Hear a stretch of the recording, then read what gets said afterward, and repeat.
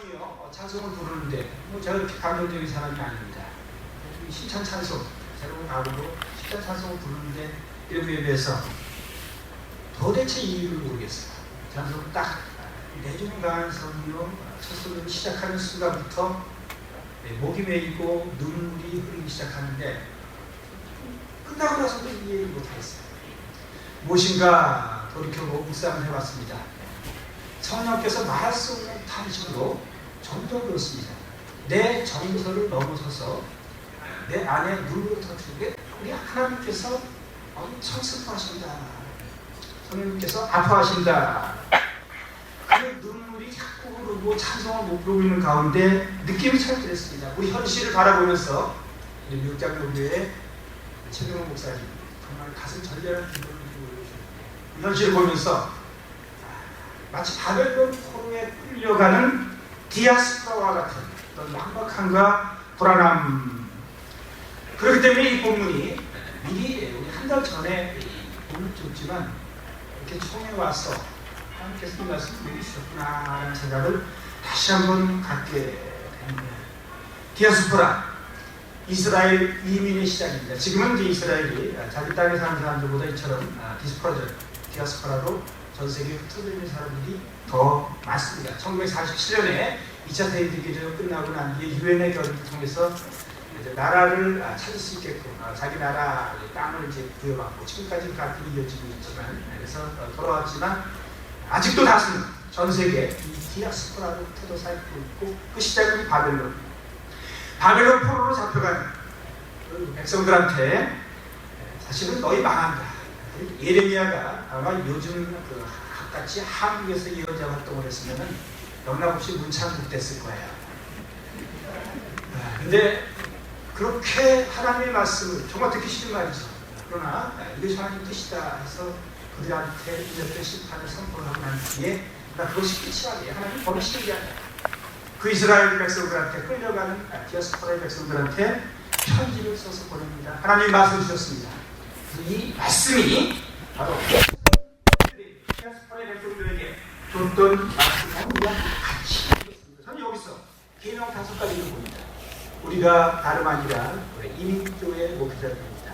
디아스포라의 목양을 하는 디아스포라의 교회인데요. 여기서 저는 그 5가지의 계명을 뚜렷하게 읽어냅니다. 우선 이렇게 말씀하십니다. 오늘 5절에 보니까 곳에 가서 그냥 포기하지 말고 여차하면 포기할 수 있을 것 같아요. 그러지 말고 집을 짓고 거기에 살라고 그랬어요. 텃밭을 만들고 그 열매를 먹으라 그랬어요. 무슨 뜻인가요? 비록 포로로 잡혀가는 곳이지만 불안해하며 유리방황하지 말고 그곳에 정착하라는 겁니다. 정착이에요. 집 짓고 텃밭을 가꾸고 거기서 심어가지고 1년 지나가지고 열매가 나면 먹는 것 정착이에요. 무슨 말일까? 저 자신에게 적용해봤습니다. 저도 미국에 온 지 25년이 넘어가는데 늘 마음이 떠서 어딘가 딴 데 가 있지 말라는 얘기입니다. 마음을 붙이라. 모르겠습니다. 우리 목사님들 여기서 한평생 살면서도 진정 여기 이제 마음을 붙이고 있는가. 근데 오늘 본문 말씀은 분명하게 그렇게 말씀하고 있습니다. 비록 우리가 여기 와서 조국 생각하면서 일어나 애국가를 부르지만 하나님께서 우리를 여기에 보내셨을 때 첫 번째 정착인데 그거는 우리가 셀먼트 어떤 경제적 정착 이전에 마음을 붙이는, 왜냐하면 하나님이 나를 두신 곳이기 때문에. 왜 지금 예레미야가 이런 말을 할까? 지금 이게 뭐 어디서 하는 일입니까? 집 짓고 텃밭을 만들고 열매를 먹는 것, 이건 원래 어디서 할 일이냐면 하나님께서 이스라엘의 12지파에게 나눠진 기업이라는 말이 있습니다. 하나님의 기업, 내게 주신 분깃, 내게 잘라준 땅이 있습니다. 거기서 하는 일들을 지금 바벨론 가서 하는 얘기입니다. 거기 쫓겨서 끌려가니까 이 일이 끝난 것이 아니라 거기 가서도 거기를 기업으로 삼으라 라는 얘기예요. 에레미야에 보면요, 이 일로 말미암아, 제가 지난주에 눈으로 잠깐 언급했지만 이 에가서의 기자가 예레미야가 탐복을 하면서 울고 낙심이 돼가지고 어떻게 할 줄을 모르다가 하나님께서 마음에 깨우치셨습니다. 에가서 3장 20절에 보면 중심에 회상한 즉 소망이 있다. 그 이유는 여호와의 자비와 긍휼이 무궁하심으로 우리가 진멸되지 않으셨다. 그러면서 자기가 심령의 일을 이렇게 얘기해요. 여호와가 나의 기업이시니 그러므로 내가 저를 바랍니다. 다 잃어버렸습니다. 기업이 없어졌어요. 땅을 잃어버렸어요. 그런데 가만히 생각하니까 여호와가 나의 기업이야. 땅이 나의 기업이 아니에요. 원래 그 땅을 주신 하나님이 나의 기업이다. 이게 원래 레위 지파의 자기 신앙 고백이죠. 레위 지파는 자기의 분깃이 없죠. 땅이 없습니다. 그렇기 때문에 다들 지파가 흩어져 살때 레위 지파는 그 속에 같이 흩어져 살면서 그들의 고백은 이겁니다. 그들은 자기 땅이 없으니까 하나님이 나의 기업이다. 우리 에가스의 기자는요, 그 순간에 깨달았습니다. 아, 기업은 땅이 아니라 하나님이다. 오늘 바벨론에 끌려가겠습니다. 미국 땅에 와서 네트워크 아닌 곳에 와서 또는 일본 땅에서 우리가 사역을 하면서도 하나님께서 우리에게 주시는 것은 그래요. 하나님이 나의 기업이시고 하나님이 나를 두신 곳이 그렇기 때문에 기업이 되어서 거기 정착하라. 집을 텃밭을 가꾸어요. 열매를 가꾸어서 시편 16편 5절 6절에 보면 이런 고백이 있습니다. 여호와는 나의 산업과 나의 전의 소득이시니 나의 분깃을 지키시나이다. 내게 줄로 재어준 구역은 아름다운 곳에 있으며 하나님이 줄로 재어준 구역은 아름다운 곳에 있으며 나의 기업이 실로 아름답도다. 제가 디트로이트에서 왔습니다. 디트로이트하고 모두들 뱅크럽스를 생각합니다. 그러나 저는 이 고백을 합니다. 디트로이트, 여호와께서 내게 줄로 재어준 구역은 어디에 있습니까? 아름다운 곳에 있어요. 그렇기 때문에 나의 기업이 실로 아름답도다. 디트로이트 is so beautiful. 아멘 좀 해주세요. 이건 이제 메시지인 거예요. 정착하라, 마음을 붙이라. 이민자 개념 1, 진정 마음을 붙여서 정착하라. 그래야 됩니다. 두 번째 이렇게 말씀을 하십니다. 6절에 보면은 아내를 맞이해서 자녀를 낳고 아들도 또 아내를 맞이해서 다음 세대도 너희 딸이 또 남편을 맞아서 또 그들로 자녀를 낳게 하여 너희가 거기서 번성하라. 번성하고 줄어들지 말라. 인생 끝난 거 아니다. 거기서 쫄아들지 말고 가슴을 펴고 계속 자신 있게 살아서 숫자를 늘리라는 거예요. 이 어떤 명령입니까? 하나님께서 사람을 만드시고 난 뒤에 주신 명령입니다. 창세기 1장 28절. 우리 인간에게 주신 첫 번째 명령이에요.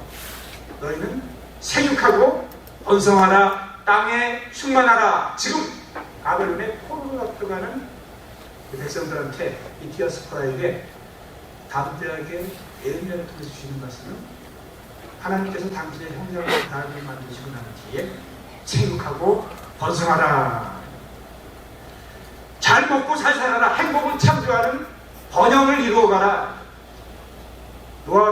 노아 때에 인간이 범죄를 말미암아 홍수도 모든 인간이 멸망하고 난 뒤에 노아가 이렇게 생겨났을 때, 노아하고 시간이 생겨났을 때 물이 다 이렇게 마르고 난 뒤에 하나님께서 주신 명령도 똑같습니다. 창세기 1장 28절의 말씀을 다시 한번 반복합니다. 노아와 그 아들들에게 복을 주시며 그들에게 이르시되 생육하고 번성하여 땅에 충만하라. 이 명령을 다시 누구에게 주시냐면 디아스포라, 이민자에게 주세요. 잘 살아야 돼요. 창조해야 됩니다. 늘어나야 됩니다. 더 행복하게 살 수 있어야 돼. 기죽지 말고 행복하게 살아야 돼. 저는 감히 이렇게 말씀드립니다. 이민자 2계명이에요.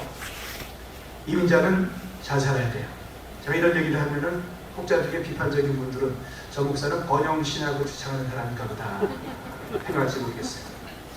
번영신학 비판은 미국에 있는 주류들에게나 한 말이고 우리 이민자들은요, 디아스포라는요, 번영해야 됩니다. 잘 살아야 돼요. 이민자는 스스로 쪼그라들지 말고 번영하라고 명령하세요. 지금 바벨론 가서요, 잘 살아라 이거예요. 계속하여 번식하고 늘어나고 증거하라. 여기서 끝나지는 않는 것 같습니다. 그렇게 하면서 너만 잘 먹고 잘 살아라. 남의 땅에 갔으니까 너나 잘 살고 생존하여 잘 살아라 명하시는 것은 아니고요. 그곳에 가서 이민자 계명 제3 주시는 게 뭐냐면요, 우리 7절에 너희는 내가 사로잡혀가게 한 그 성읍에 평안을 구하라. 원수 바벨론의 땅에 끌려왔지만 거기가 여호와의 기업이 되고 거기서 생각하고 번성하라는 주님의 소명을 받았을 때 그 다음에는 그 땅에 평안을 구하라. 그를 위하여 여호와께 기도하라. 미국 땅을 위하여 여호와께 기도하라. 그 성읍이 평안함으로 그 성읍에 샬롬이 있음으로 말미암아 너희도 샬롬을 얻을 것입니다. 기여하는 삶을 살아야 합니다. 기여하는 삶을. 거기 가서 뜯어먹을 것만 뜯어먹고 내 필요한 것만 챙기는 서바이벌 멘탈리티에서 벗어나지 못하고 악착같이 따돌림 받는 사람으로 살 것이 아니라 우리가 살고 있는 그 땅에 기여하라. 거칠이 못하라. 거기에 평안을. 무슨 얘기입니까? 이민자가 비록 어렵지만 이제는 정착의 주인이심을 가지고 있어야 됩니다. 우리 주님께서 주는 것이 가진 것보다 복이 있다. 그렇다고 우리 복음을 삶을 살아야 되는데 오늘 복을 주시면서 생각하고 번성하라고 했는데 이 복이 제대로 이어지기 위해서는요, 이제는 기여하는, 나눠주는, 그 땅에 평안을 빌고 그 땅에 필요한 일들을 하고 미국장로교회에서 우리가 많이 받았습니다. 지금 이와 같은 지경에 있을 때 여러 가지 논쟁이 있을 수 있지만 그동안 우리가 누린 혜택을 생각한다면 이제 미국장로교회를 고치고 여기에 진정한 하나님의 샬롬이 있게 하기 위해서 기도해야 돼요. 어떻게 해야 될까는 기도해야 되겠습니다. 논의해야 되겠습니다. 연구하고 구상해야 되겠어요. 이민자 3계명이에요. 한편 이민자 4계명으로 네 번째 주시는 말 이것도 있습니다. 정말 조심하라. 조심하라. 8절부터 9절에 너희 중에 있는 선지자들에게와 점쟁이에게 미혹되지 말며 너희가 꿈도 고집 듣고 믿지 말라. 내가 그들을 보내지 아니하였어도 그들이 내 이름으로 거짓을 예언합니다. 거기에 온갖 종류의 특사과 거짓된 신학들과 잘못된 가르침과 그릇된 가치관들이 이게 옳은 것이다 하면서 우리 둘러싸고 있는데 조심하라. 네 번째 계명입니다. 이민자 계명 네 번째 조심하라. 막막하고 허하기 때문에, 약하기 때문에, 소극적이기 때문에 여차하면은 내 주변에 주류들이 요구하는 가치관들을 그냥 생각 없이 수용할 수도 있어요. 신학조차도 이것이 뭔지는 모르고 그냥 받아들여서 생각 없이 우리의 것으로 만들면서 스스로를 망가뜨릴 수도 있는 거예요. 제가 볼 때 오늘날 교회의 문제는 그렇습니다. 그럼 저의 생각일 수 있어요. 리차드 니버의 그리스도와 문화의 유형으로 보자면 미국 장로교회도 그렇고 문제는 이거예요. 크라이스트 칼처. 우리가 살고 있는 문화 속에서의 가치관이 그게 그리스도의 생각이라고 동시에 보이는 거예요. 오늘 우리가 이 동성결혼의 문제 이슈가 무엇인가? 결국 크라이스트 칼처예요. 미국의 사회가 저스티스의 이슈로만 보고 하나님 말씀에 제어보기보다는 이 사회에서 정치적으로 요구하는 것에 political rightness, political correctness에 쫓아가는 것이 교회까지 깊이 침투해 들어와서 이것이 마치 그리스도의 뜻인 것처럼 변질되는 크라이스트 칼처. 조심하라. 너희 이 세대를 본받지 말고 오직 마음을 새롭게 함으로 변화를 받아 하나님을 선하시고 기뻐하시고 온전하신 뜻이 무엇인지 분별해야 돼요. 오늘 우리가 이 총회에 모여서 이 고민을 하고 기도하고 주님 앞에 부르짖는 중요한 일 중에 하나는 우리 그냥 무작정 따라가지는 않습니다. 총회에선 가결되는지 몰라요. 세상 문화가 들어와서 세상의 가치가 잠식해 들어와서 주님께서 분명히 말씀하십니다. 조심하라. 거짓 선지자들 따라가지 마라. 그릇된 신학에 함몰되지 말라. 이상한 짓 하는 사람들에게 빠져들어가지 말라. 이민자 계명 네 번째예요. 이민자 계명 다섯 번째 5계명은 10절부터 14절. 하나님께서 이들을 바벨론에 보내시면서 하나님은 세디스트라며 너희 고생 좀 해봐. 망해라. 너희 좀 괴롭힐 테니까 좀 괴로움을 당해라. 그런 생각을 할 수도 있는 거예요. 에가서 기자는 그런 생각이 들기도 했습니다. 근데 하나님께서 예레미야를 통해서 자신의 심판과 멸망과 바벨론 포로를 예고했던 그 예레미야의 입을 통해서 분명하게 알려준 것은 내 생각은 그런 게 아니다. 내 생각은 그게 아니다. 내 생각은 내가 안 하니 평안이요 재앙이 아닙니다. 내가 너에게 원하는 것은, 내가 너에게 향하여 갖고 있는 비전과 꿈은 평안이지 결코 재앙이 아니다. 이게 끝이 아니다. 하나님께서 오늘 우리가 이 시점에서 우리에게 주시는 말씀과 저는 똑같다고 봅니다. 내가 너에게 향하여 갖고 있는 뜻은 평안이지 재앙이 아니다. 이거 재앙 아니에요. 주님이 이 가운데서 우리를 사랑하셔서 합력하여 선을 이루기 위해 만들어 가시는 평안의 역사, 이 희망을 주세요. 희망. 그렇기 때문에 그 안에서 우리가 해야 될 것이 무엇인가? 다섯 번째 이민자 계명은 이 희망 안에서 우리가 무엇을 해야 되는가? 희망하기 때문에 하는 일이에요. 11절부터 13절에 너희가 내게 부르짖으며 내게 와서 기도하면 내가 너희의 기도를 들을 것이요 너희가 온 마음으로 나를 구하면 나를 찾을 것이요 나를 만나리라. 이민자 계명 제5는 하나님께서 우리에게 희망을 주시기 원하세요. 우리에게 주시는 게 재앙이 아니라 평안입니다. 그러면 구하라는 거예요. 구하라, 주어질 것이. 찾으라, 찾아질 것이. 문을 두드리라, 너희에게 열릴 것이니. 저희는 기도해야 된다고 믿습니다. 제가 종종 어느 곳을 방문하면 그리스도께서 기도하시다라는 제목으로 봤습니다. 묵상하는 가운데 들었어요. 이 세상에 살았던 인간 중에서 기도하지 않아도 되는 사람을 한 명을 꼽으라면 그건 분명히 인간의 육신을 믿고 있다는 것이 하나님이세요. 저는 신학적으로 이해가 잘 안 됩니다. 하나님이 뭐하러 하나님께 기도할 필요가 있는가? 성자 하나님이 성부 하나님께 기도할 필요가 있는가? 저는 신학적 논리적 설명은 가능치 않아요. 그러나 아주 분명한 것은 그 하나님께서 말씀이 육신이 되어 우리 가운데 거하셔서 은혜와 진리가 충만하게 이곳에서 사역하시고 우리에게 모든 것을 주셨던 인간의 삶으로 있을 때는, 삶으로 성취하셨을 때는 예수님께서 지독하게 기도하셨다.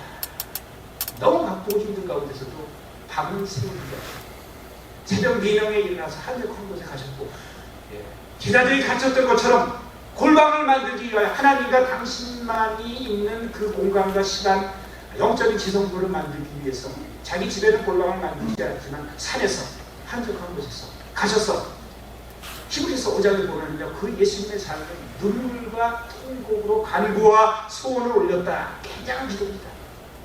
그리고 그 경외하심으로 말미암아 들으심을 얻었다. 그리스도께서 기도하셨다면 이 유승원이가 어떻게 기도하라고 생각했습니까?